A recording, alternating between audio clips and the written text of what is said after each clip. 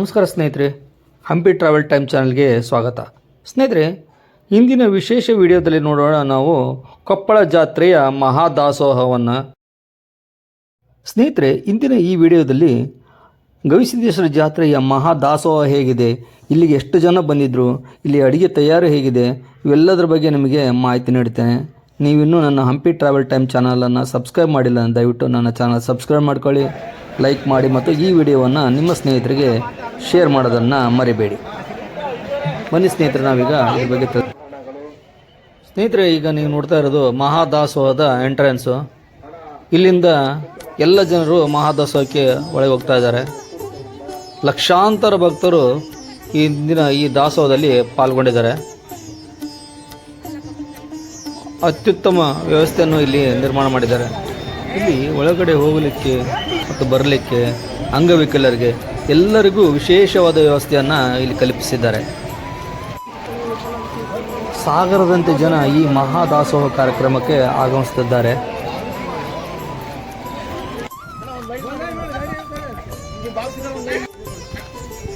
ಸ್ನೇಹಿತರೆ, ಅಡುಗೆ ಮನೆಯಲ್ಲಿ ನೀವು ನೋಡ್ಬೋದು, ಕೊತ್ತಂಬರಿ, ಕರಿಬೇವು, ಪಾಲಕು, ನೋಡಿ ಎಷ್ಟೊಂದು ಸೊಪ್ಪು ಇಲ್ಲಿ ಬಂದಿದ್ದಾವೆ ಅಂತೇಳಿ. ಇವರೆಲ್ಲ ಸ್ವಯಂ ಸೇವಕರಾಗಿ ಬಂದಿದ್ದಾರೆ. ನೋಡಿ ಯಾವ ರೀತಿ ಇದೆ ನೋಡಿ, ಬೆಂಡೆಕಾಯಿ ರಾಶಿ ನೋಡಿ ಹೇಗಿದೆ ಅಂತೇಳಿ, ಕುಂಬಳಕಾಯಿ, ಸೋರೆಕಾಯಿ,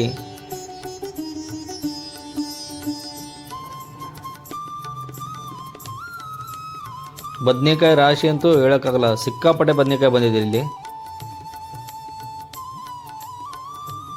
ಇವರೆಲ್ಲ ಸ್ವಯಂ ಸೇವಕರು. ಇಲ್ಲಿ ಯಾರನ್ನು ಕರೆಯೋದಿಲ್ಲ, ಅವರಷ್ಟಕ್ಕೆ ಅವರೇ ಬಂದು ಅಜ್ಜನ ಸೇವೆ ಇಲ್ಲಿ ಮಾಡ್ತಾರೆ.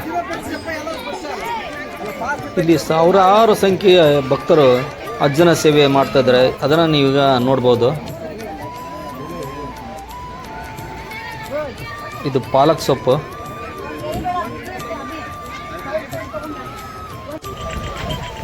ಸ್ನೇಹಿತರಿಗೆ ನೀವು ನೋಡ್ಬೋದು, ಕಂದಕೂರು ಗ್ರಾಮದಿಂದ ಕರದಂಟು ಇಲ್ಲಿಗೆ ಬಂದಿದ್ದಾವೆ. ಭಕ್ತರು ತಂದಂಥ ಎಲ್ಲ ಸಿಹಿ ವಸ್ತುಗಳನ್ನು ಈ ಕೊಠಡಿಯಲ್ಲಿ ಸಂಗ್ರಹಿಸಿಡಲಾಗುತ್ತೆ. ಯಾವ ಊರು ತಮ್ಮದು? ಸರ್, ನಿಮ್ದು ಸಿಹಿ ವ್ಯವಸ್ಥೆ ಮಾಡಿದರೆ 9 ಕ್ವಿಂಟಲ್ ಕರೆಕ್ಟ್ ಮಾಡಿ. 9 ಕ್ವಿಂಟಲ್ ಕರೆಕ್ಟ್ ಮಾಡಿದ್ರೆ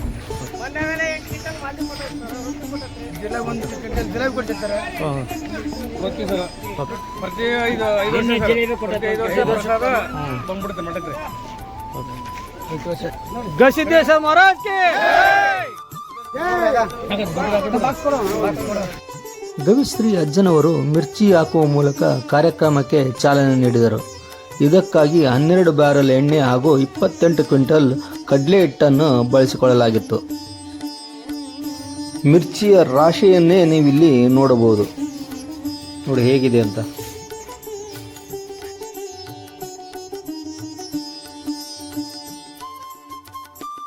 ಸ್ನೇಹಿತರೆ, ಸಿಹಿ ಪದಾರ್ಥಗಳ ಪ್ರಮಾಣ ಕೇಳಿದರೆ ನೀವೇ ಬೆಚ್ಚಿ ಬೀಳ್ತೀರ. ಇಲ್ಲಿ 460 ಕ್ವಿಂಟಲ್ ಮಾದಲಿ, 175 ಕ್ವಿಂಟಲ್ ಮೈಸೂರು ಪಾಕು, 62 ಕ್ವಿಂಟಲು ಶೇಂಗಾ ಹೋಳಿಗೆ, 5 ಕ್ವಿಂಟಲ್ ಜಿಲೇಬಿ, 5 ಕ್ವಿಂಟಲ್ ಶಂಕರಪೋಳಿ, 7 ಕ್ವಿಂಟಲ್ ಕರ್ಚಿಕಾಯಿ, 150 kg ಸೋನ್ ಪಾಪಡಿ, 9 ಕ್ವಿಂಟಲ್ ಕರದಂಟು ಇವೆಲ್ಲವನ್ನ ಮಾಡಿದರು. ಸ್ನೇಹಿತರೆ, ನೀವಿಲ್ಲಿ ನೋಡ್ಬೋದು ಮೈಸೂರು ಪಾಕನ್ನು. ಇವು ಸಿಂಧನೂರಿನಿಂದ ಬಂದಂಥ ಮೈಸೂರು ಪಾಕು ಕಂಟೈನರ್ಗಳಲ್ಲಿ. ಎಷ್ಟು ವ್ಯವಸ್ಥೆಯಿಂದ ತಂದಿದ್ದಾರೆ ನೋಡಿ ಇದನ್ನು. ಮಾದಲಿ,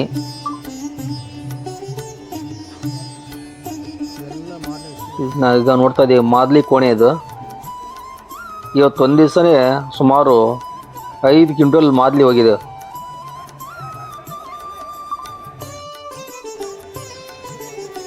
ನಾನೀಗ ಮಾದಲಿ ಕೋಣೆಯಲ್ಲಿದ್ದೀನಿ, ನೀವು ನೋಡ್ಬೋದು ಸ್ನೇಹಿತರೆ.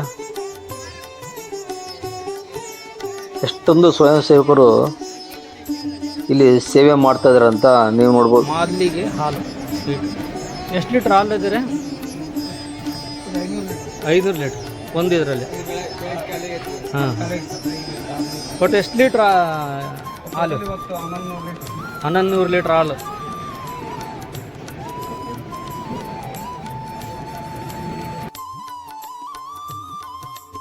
ನೀವೀಗ ಶೇಂಗಾ ಹೋಳಿಗೆಯನ್ನು ಕೂಡ ಇಲ್ಲಿ ನೋಡ್ಬೋದು.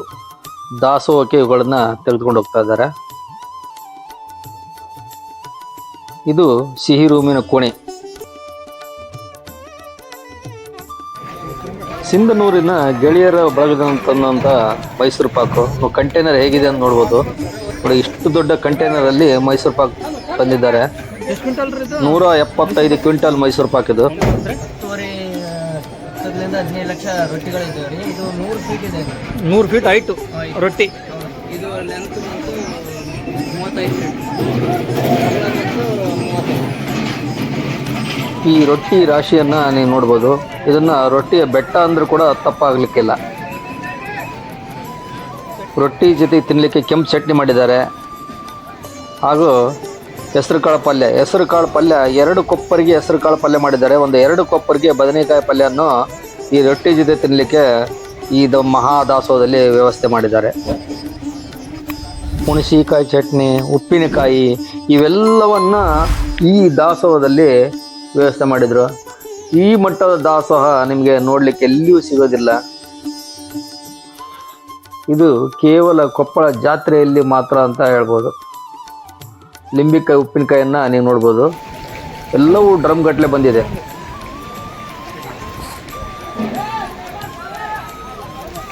ಇಂದಿನ ದಾಸೋಹಕ್ಕೆ 11 ಕೊಪ್ಪರಿಗೆ ಸಾಂಬಾರು ವ್ಯವಸ್ಥೆ ಆಗಿತ್ತು. 11 ಕೊಪ್ಪರಿಗೆ ಸಾಂಬಾರು ಅಂದರೆ ಸಾಮಾನ್ಯದ ಮಾತಲ್ಲ.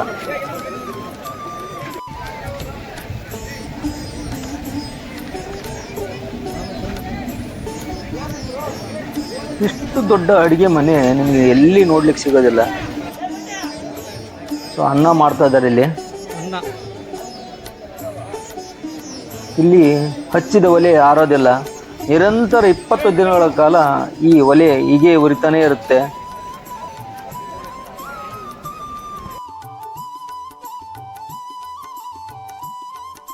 ಹದಿನೆಂಟು ಲಕ್ಷ ರೊಟ್ಟಿಗಳು ಈ ಜಾತ್ರೆಗೆ ಬಂದಿದ್ದಾವೆ. ಇದು ಇನ್ನೂ ಹೆಚ್ಚು ಇರ್ಬೋದು.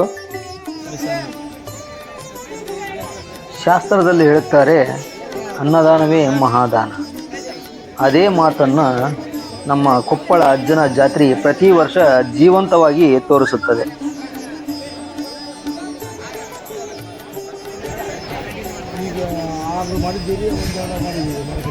ಬಟ್ 8 ಕೊಪ್ಪರಿ ಸಾಂಬಾರು, 11 ಕೊಪ್ಪರಿ ಸಾಂಬಾರು ಎಷ್ಟು ಲಕ್ಷ ಜನಕ್ಕೆ? ಟೋಟಲ್ ಎಲ್ಲ ಸೇರಿ 8-9 ಲಕ್ಷ ಜನಕ್ಕೆ ಇವತ್ತು ಅಡುಗೆ. ಏನೇನು ಅಡುಗೆ ಪ್ರಿಪೇರ್ ಇವತ್ತು ದಿವಸ? ಅಡುಗೆ ಏನೇನು? ಇದು ಮೈಸೂರು ಪಾಕ್ ಐತಿ, ಬೂಂದಿ ಐತಿ, ರೊಟ್ಟಿ, ಕಾಳು ಪಲ್ಯ, ಬದ್ನಿಕಾಯಿ ಪಲ್ಯ. ಎಷ್ಟು ಜನಕ್ಕೆ ಎಷ್ಟೆಲ್ಲ ವ್ಯವಸ್ಥೆ ಆಯ್ತು? ನಿಮ್ದು ಯಾವ ಇದು? ಅವ್ರಿಗೆ. ನಿಮ್ಮ ಹೆಸರು? ನಮ್ಮ ಹೆಸರು ಜಾನಪ್ಪ. ಎಷ್ಟು ದೊಡ್ಡ ಅಡುಗೆ ಮನೆ ಇದು. ಸಾವಿರಾರು ಜನರು ಇಲ್ಲಿ ಅಡುಗೆ ಮಾಡ್ತಾ ಇದ್ದಾರೆ. ಪ್ರತಿಯೊಬ್ಬರು ಅವರೇ ಇಲ್ಲಿ ಬಂದು ಈ ಸೇವೆ ಮಾಡ್ತಾ ಇದ್ದಾರೆ. ಇದು ಅನ್ನದ ರಾಶಿ. ಇದು ಹಿಮಪರ್ವತದಂತೆ ನಮಗೆ ಕಾಣಿಸುತ್ತದೆ. ಈ ದಿನ ಒಂದೇ ದಿನ 150 ಕ್ವಿಂಟಲ್ ಅಕ್ಕಿ ಅನ್ನ ಮಾಡಲಿಕ್ಕೆ ಬಳಸ್ಕೊಂಡಿದ್ದಾರೆ.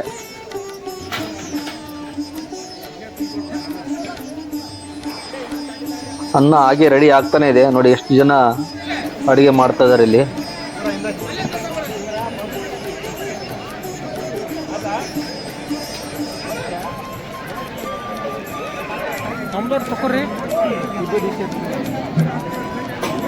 ಎಲ್ಲಿ ನೋಡಿದರೂ ಜನ ಜನ ಜನ.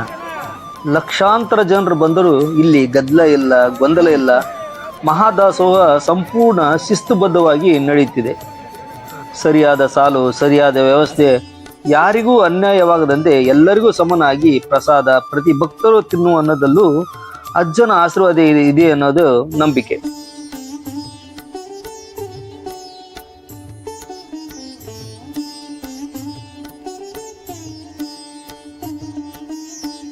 ಅನ್ನದಾನ ಮಹಾದಾನ ಅಂತ ಹೇಳ್ತಾರೆ. ಅದೇ ಮಾತನ್ನ ಕೊಪ್ಪಳ ಜಾತ್ರೆ ಪ್ರತಿ ವರ್ಷ ಜೀವಂತವಾಗಿ ತೋರಿಸುತ್ತದೆ.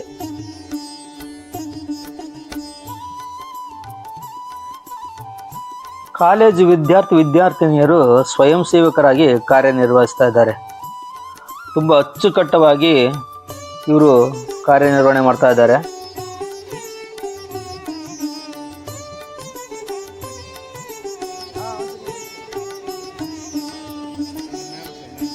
ಪ್ರತಿದಿನವೂ ಒಂದೊಂದು ಸಿಹಿ ವ್ಯವಸ್ಥೆ ಇರುತ್ತದೆ ಇಲ್ಲಿ. ಲಾಡು, ಜಿಲೇಬಿ, ಶಂಕರಪಾಳೆ, ಹಬ್ಬಬ್ಬ ಅಂತ ಅನ್ಬೋದು. ಯಾವ ಮದುವೆಯಲ್ಲೂ ಕೂಡ ಈ ಥರ ಒಂದು ಅಡುಗೆ ನಿಮಗೆ ನೋಡ್ಲಿಕ್ಕೆ ಸಿಗೋದಿಲ್ಲ.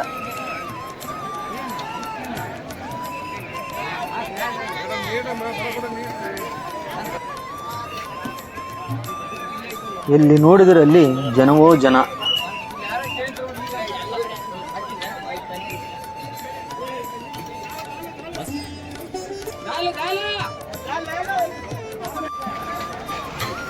ಕಣ್ಣಿದ್ದರೆ ಕನಕಗಿರಿ ನೋಡು, ಕಾಲಿದ್ದರೆ ಹಂಪಿ ನೋಡು, ಪುಣ್ಯವಿದ್ದರೆ ಮಾತ್ರ ನೀನು ಗವಿಸಿದ್ದೇಶ್ವರನ ಜಾತ್ರೆ ನೋಡು.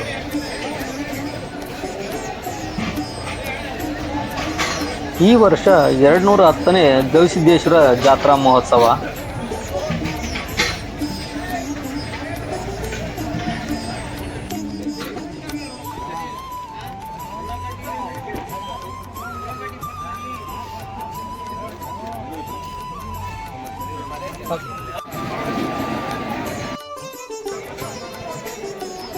ಈ ಅನ್ನದ ರಾಶಿ ಕರಗ್ತಾನೆ ಇಲ್ಲ.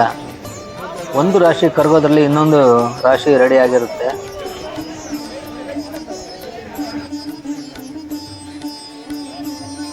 ವಿಶೇಷವಾದ ಗವಿಸಿದ್ದೇಶ್ವರನ ಅಡಿಗೆ ಮನೆ ಇದು.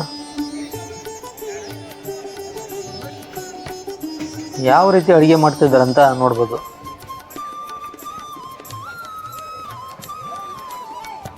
ಎಷ್ಟೊಂದು ಜನ.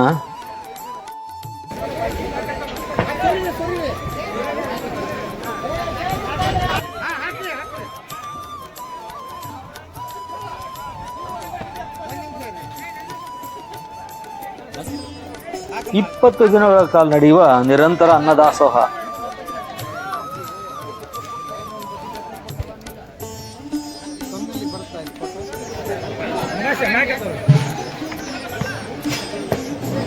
ಕೊಪ್ಪಳ ಅಜ್ಜನ ಜಾತ್ರೆಯ ಮಹಾದಾಸೋಹ ಭಾರತದಲ್ಲಿ ಅಪರೂಪ ಅಂತ ಹೇಳ್ಬೋದು.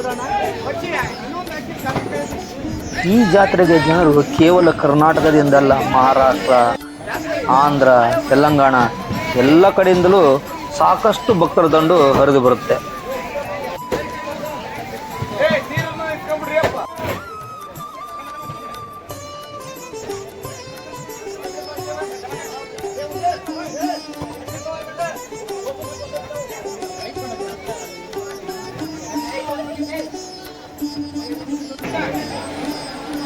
ಅಡಿಗೆ ಮನೆಯನ್ನು ದೊಡ್ಡ ಗ್ರೌಂಡ್ನಲ್ಲಿ ನಿರ್ಮಿಸಿದ್ದಾರೆ.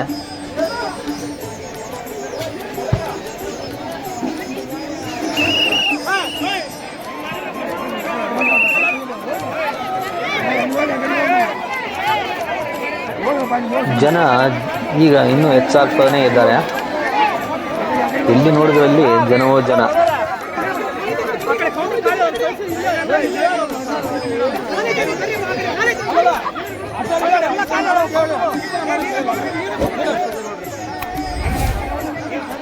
ಸಾವಿರಾರು ಜನ ಊಟ ಬಡಿಸ್ತಾ ಇದ್ದಾರೆ. ವಿದ್ಯಾರ್ಥಿಗಳು, ಸ್ವಯಂ ಸೇವಕರು ಇವರೆಲ್ಲ ಸೇವೆ ಮಾಡ್ತಾ ಇದ್ದಾರೆ. ಸ್ನೇಹಿತರೆ, ಇದು ಕೇವಲ ಒಂದು ಜಾತ್ರೆಯಲ್ಲ, ಇದು ಅನ್ನದಾನ, ಶ್ರದ್ಧೆ ಮತ್ತು ಸೇವೆಯ ಜಾತ್ರೆ. ಇಲ್ಲಿ ಜಾತಿ, ಮತ, ಪಂಥ ಯಾವುದೂ ಇಲ್ಲ. ಎಲ್ಲರನ್ನೂ ಒಂದೇ ರೀತಿಯಲ್ಲಿ ಕಾಣುತ್ತಾರೆ. ಇಷ್ಟು ದೊಡ್ಡ ಮಹಾದಾಸೋಹ, ಇಷ್ಟು ಶಿಸ್ತುಬದ್ಧ ವ್ಯವಸ್ಥೆ, ಇಷ್ಟು ಭಕ್ತಿಯಿಂದ ಮಾಡಿದ ಸೇವೆ, ಇದು ಕೊಪ್ಪಳ ಅಜ್ಜನ ಜಾತ್ರೆಯ ಮಹಿಮೆ. ಅನ್ನದಾನವೇ ಮಹಾದಾನ.